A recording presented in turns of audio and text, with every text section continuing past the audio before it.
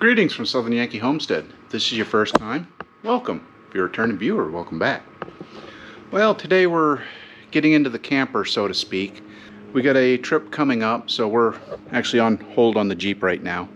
Be a kind of in-between video because I got something that came in that I want to install. We're going to start playing with solar a little. We got a little 20-watt panel. I think the 20 watt is going to be more of a battery tender than a battery charger, but this will be my second attempt at messing with solar. First time was a spectacular fail. Basically, I didn't have a charge controller, so I've learned from then. Overcharged the battery and was continually charging it anytime the sun was out, and it just killed the battery. So that happens. So this one is the Amazon version. Yep, made in China. Haven't opened it yet. It should come with a charge controller. Should, does not necessitate. It does.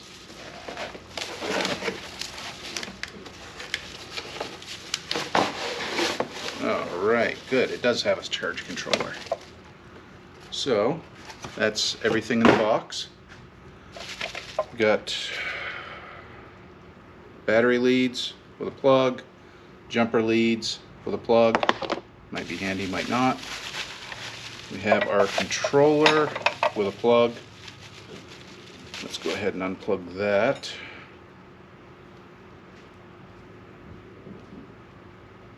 Alright, so this should be fairly simple to do.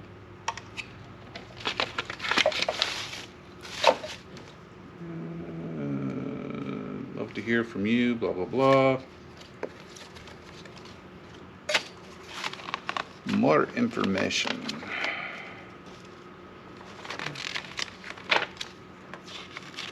So it should be a charger maintainer.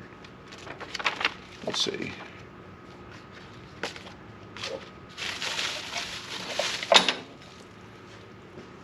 There we go. Side to the inside.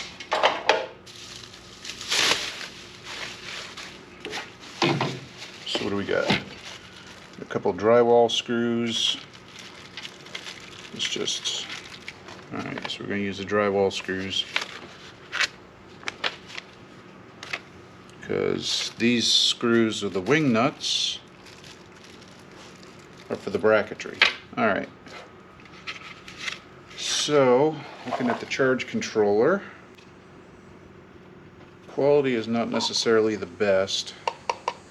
We're going to go ahead and set this up in a location that we don't have to worry about the moisture as much. So let me grab a couple things and we'll see you over by the camper. So we're at the front of the camper. You see we have two battery boxes. We have one battery. I had run a dual battery before, but I found that it fed back through the truck too much and was doing a lot of damage to the vehicle battery. Not on this truck, but on the Ford I had before. I got some basic hand tools, just thrown in the lid right now, as well as I found a screw with a sharp point. It's actually part of a license plate thing. We're going to use that to hold the charge controller in. But before we do that, we're going to do what everyone should do before they work with electronics.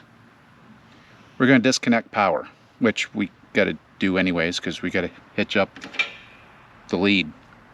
So let me get that done. If you're wondering why the black wire is on the positive, well, that's the way this is set up. So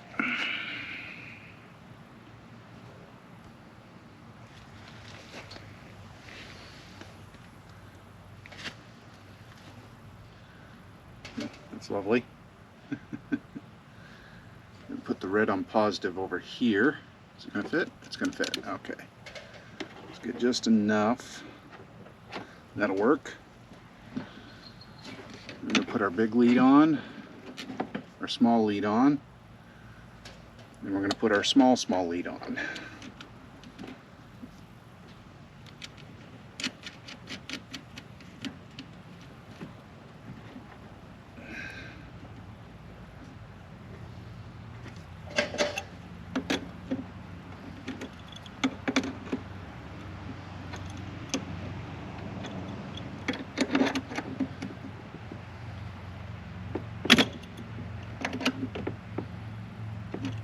you go.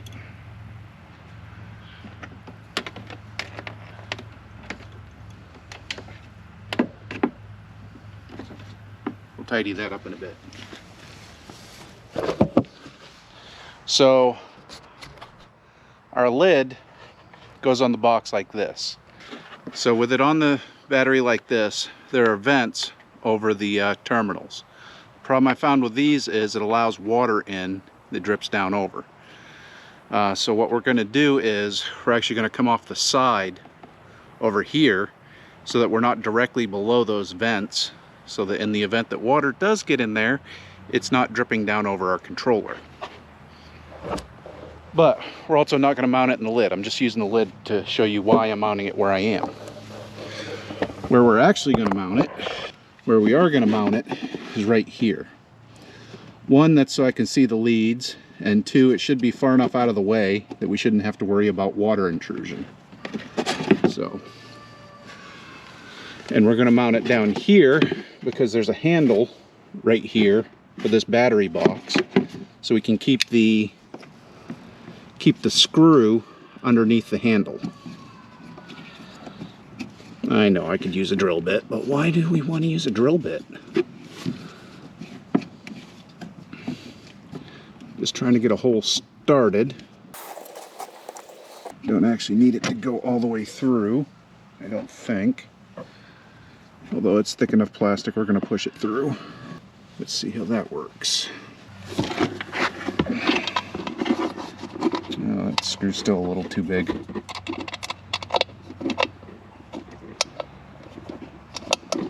Alright, so what we're going to do, before we put this in here, we're going to thread our hole.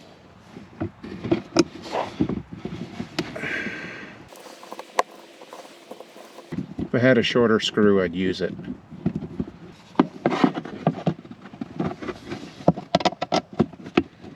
There are 2 additional mounting holes as well. I'm not using those. Let me back you up a little bit here. Alright, following the instructions. What was it here? Got this little bag of hardware.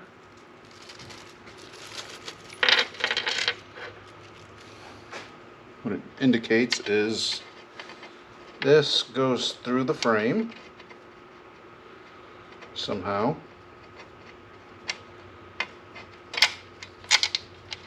There we go. Then funny thing is, you put a washer on there, you put a lock washer on there, and then you put the bracket on there, and then the wing nut. So let's get that.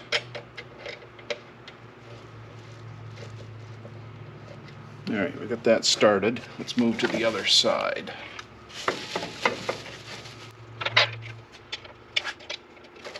I'm just going to go until the crush collar is crushed. I'm not going to go too tight.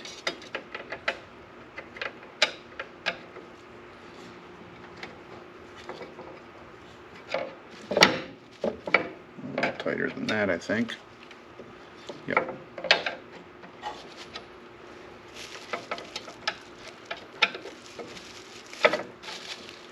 That's better.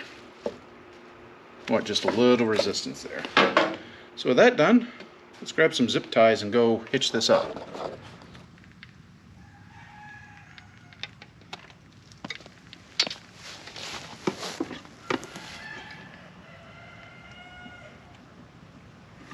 Alright, we're plugged in and it says it's charging and I'm not even facing the right way. That's horrible. Let's just... Alright, so I just set it up there. That's all we're going to do.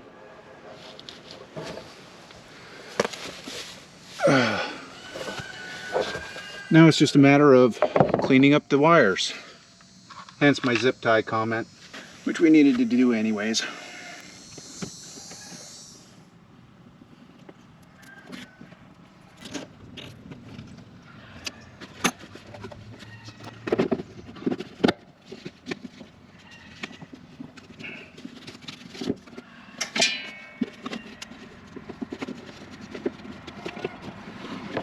Just shift that right there, approximately.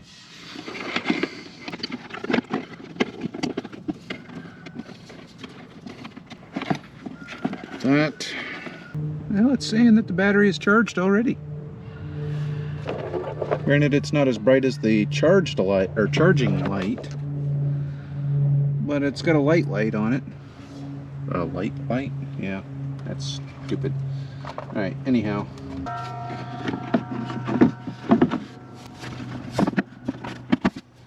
There we go. All covered up. So all I'll do when we're not charging with the cord, I'll just unplug this, tuck it up into the battery box. If need be, I got to get into the battery box to get this out to continue charging. But hopefully we won't have to run the generator as much. Hopefully. We'll find out in a couple weeks. So stay tuned. So why are we doing this on the camper? Well,